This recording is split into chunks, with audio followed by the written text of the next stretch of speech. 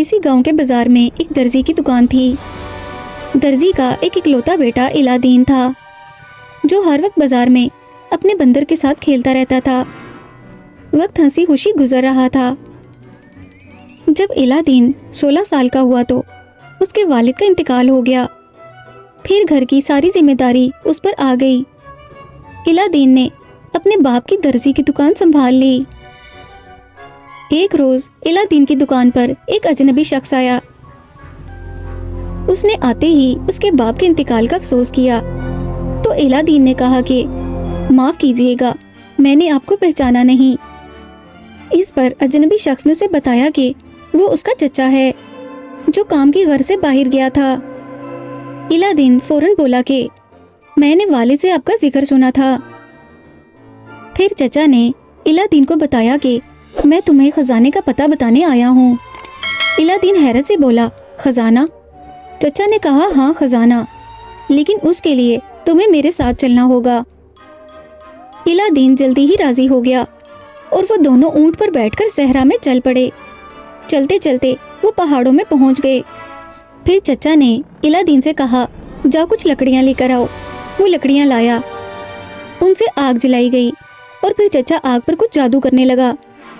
اچانک زمین لرزنے لگی، زمین پھٹی اور اس میں سے ایک سفید پتھر باہر آ گیا جس پر ایک انگوٹھی رکھی ہوئی تھی۔ الہ دین یہ سب دیکھ کر گھبرا گیا اور پوچھنے لگا کہ چچا یہ سب کیا ہے؟ مجھے بہت ڈر لگ رہا ہے۔ چچا نے کہا گھبراؤ نہیں، اس پتھر کے نیچے خزانہ چھپا ہوا ہے، وہ تمہیں تب ملے گا جب تم وہ سب کرو گے جو میں کہوں گا۔ پھر چچا نے کہا اگر تم خزانہ چاہتے ہو تو پہلے یہ انگوٹھی پہن لو۔ الہ دین نے جیسے ہی انگوٹھی پہنی وہ سفید پتھر سرکا تو زمین کے اندر راستہ بن گیا۔ اس کے بعد چچا نے بتایا کہ جیسے ہی وہ اندر لگی ہوئی اس سیڑھی سے نیچے جائے گا تو اسے ایک باغ نظر آئے گا۔ وہ بغیر کسی چیز کو چھوئے آگے چلتا رہے گا جب تک کہ وہ ایک چراغ کے پاس نہ پہنچ جائے۔ جیسے ہی وہ اس چراغ کے پاس پہنچے اس میں موجود تیل نکال دے اور چراغ لے کر واپس چلائے۔ جب الہ دین سیڑھیوں سے نیچے اترا اسے ایک بہت ہی خوبصورت پھلوں کا باغ نظر آیا۔ وہ اتنے خوبصورت پھل دیکھ کر نہ رہ سکا اور چچا کے منع کرنے کے باوجود پھل توڑنے لگا۔ اس نے ایک سیب توڑا اور توڑتے ہی وہ ایک ہیرے میں تبدیل ہو گیا۔ پھر الہ دین نے ایک انگور کا گچھا توڑا تو وہ موتیوں میں بدل گیا۔ الہ دین یہ سب دیکھ کر بہت خوش ہوا۔ اس نے تمام جیبوں میں جواہرات بھر لیے۔ پھر اس نے چراغ تلاش کیا، اس میں سے تیل نکالا اور واپس چل پڑا۔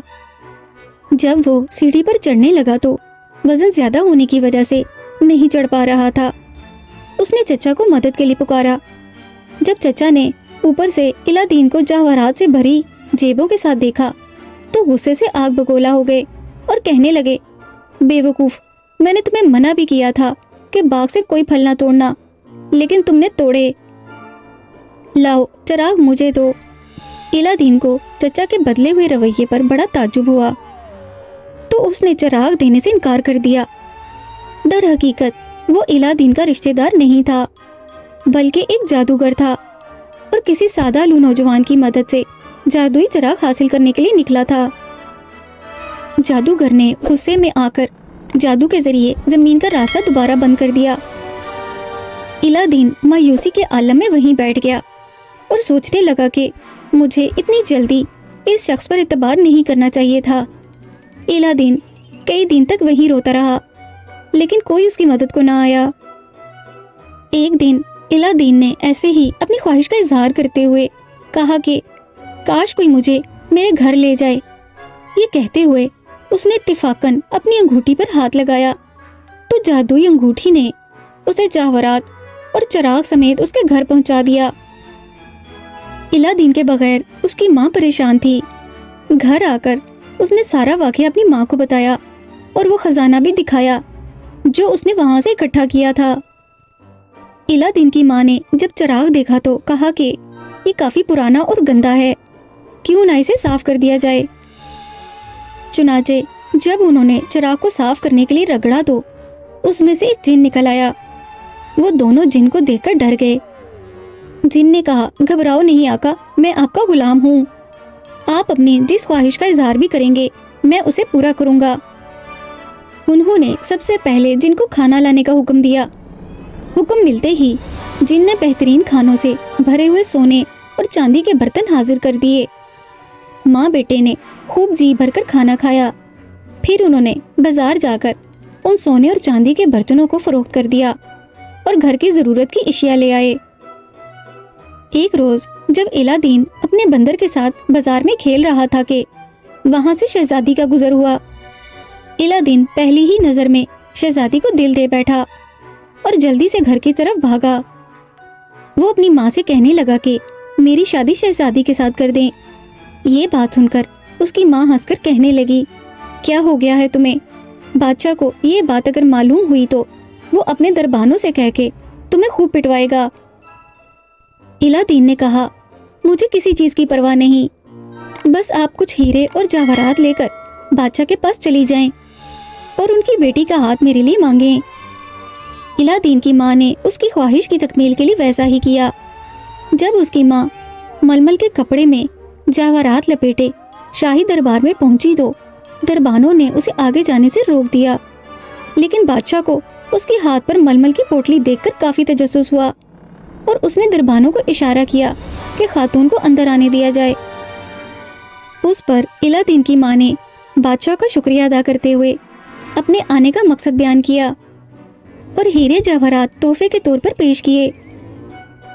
بادشاہ نے کہا، یہ ہیرے جواہرات تو بہت قیمتی لگ رہے ہیں، اگر تمہارا بیٹا میری بیٹی سے شادی کی خواہش رکھتا ہے تو اسے کہنا کہ ایسے بیش قیمتی جواہرات 40 سونے کی تھالوں میں رکھ کر 40 غلاموں کے ساتھ میرے پاس لے آئے، پھر میں اپنی بیٹی کا ہاتھ اس کے ہاتھ میں دے دوں گا۔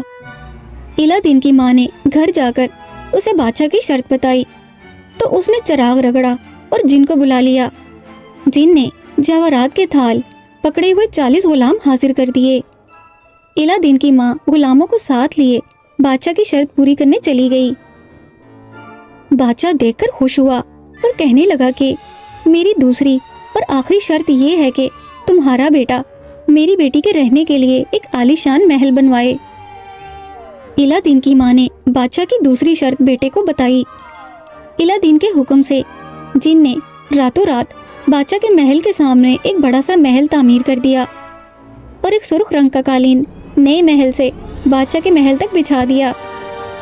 پھر الہ دین نے اپنے لیے شاہی لباس اور ایک گھوڑا منگوایا۔ وہ گھوڑے پر سوار ہو کر بادشاہ کے محل میں پہنچ گیا۔ بادشاہ الہ دین کو دیکھ کر خوش ہوا اور کہا کہ میں تمہیں اپنی بیٹی کے ساتھ شادی کی اجازت دیتا ہوں، جاؤ جا کر شادی کی تیاریاں کرو۔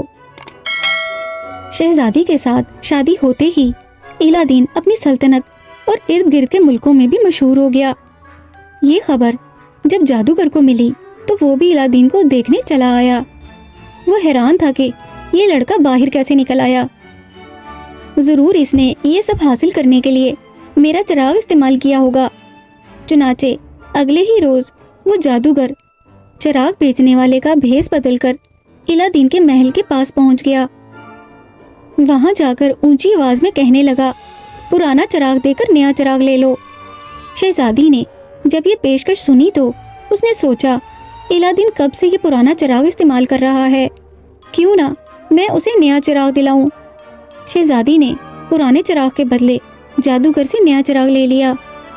جادوگر نے چراغ کو رگڑا اور جن کو بلا کر حکم دیا، اس محل کو شہزادی سمیت یہاں سے اٹھا کر دور صحرا میں چھوڑ آؤ۔ محل ایک زوردار آواز کے ساتھ اپنی جگہ سے غائب ہو گیا۔ اتفاق سے بادشاہ نے بیٹی کے محل کو غائب ہوتے ہوئے دیکھ لیا۔ اس نے فوراً اپنے وزیر کو حکم دیا کہ الہ دین کو بلایا جائے۔ جب الہ دین محل میں آیا تو بادشاہ نے حکم دیا کہ 4 دن کے اندر میری بیٹی کو ڈھونڈ کر لاؤ، ورنہ تمہارا سر قلم کر دیا جائے گا۔ الہ دین 3 روز تک شہزادی کو سلطنت میں ہی ڈھونڈتا رہا، لیکن اسے کامیابی نہ ہوئی۔ وہ ایک جگہ مایوسی کے عالم میں بیٹھا رو رہا تھا کہ اچانک اس کی نظر اپنی انگوٹھی پر پڑی۔ اس نے اپنی انگوٹھی سے مدد مانگی تو انگوٹھی نے اسے صحرا میں موجود اس کے محل کے باہر پہنچا دیا۔ اتفاق سے جادوگر موجود نہیں تھا۔ الادین چپکے سے محل میں داخل ہو کر شہزادی سے ملا، جو کہ وہاں جادوگر کی قید میں تھی۔ اس نے شہزادی کو ایک دوا دی اور کہا کہ جب جادوگر آئے تو اس کے شربت میں ملا دینا، کیونکہ جادوگر پر قابو پا کر ہی انہیں چراغ اور محل دونوں واپس مل سکتے تھے۔ پھر الادین محل میں چھپ کر سارا منظر دیکھنے لگا۔ جیسے ہی جادوگر محل میں آیا تو شہزادی نے اسے شربت پینے کی دعوت دی۔ جادوگر خوشی خوشی وہ شربت پینے لگا جس میں بے ہوشی کی دوا ملائی گئی تھی۔ شربت پیتے ہی جادوگر بے سدھ ہو گیا۔ پھر الادین نے جادوگر کی جیب سے چراغ نکال کر جن کو بلایا اور اسے حکم دیا کہ محل کو واپس سلطنت میں لے چلے اور اس ظالم جادوگر کو صحرا میں ایسی جگہ چھوڑ دے جہاں سے یہ کبھی واپس نہ آ سکے۔ جن نے ویسا ہی کیا۔ ذرا سی دیر میں محل اپنی جگہ پر واپس آ گیا۔ بادشاہ یہ دیکھ کر بہت خوش ہوا اور اپنا تاج الادین کو پہنا کر سلطنت اسے دے دی۔ پھر وہ سب ہنسی خوشی رہنے لگے۔ محترم ناظرین، اگر آپ کو ہمارا آج کا واقعہ پسند آیا ہو تو کمنٹ کر کے اپنی رائے کا اظہار کیجیے اور اس ویڈیو کو لائک اور شیئر کیجیے، اور اس طرح کے مزید تاریخی واقعات سننے کے لیے ہمارے چینل اشال اسلامک اسٹوریز کو سبسکرائب کیجیے۔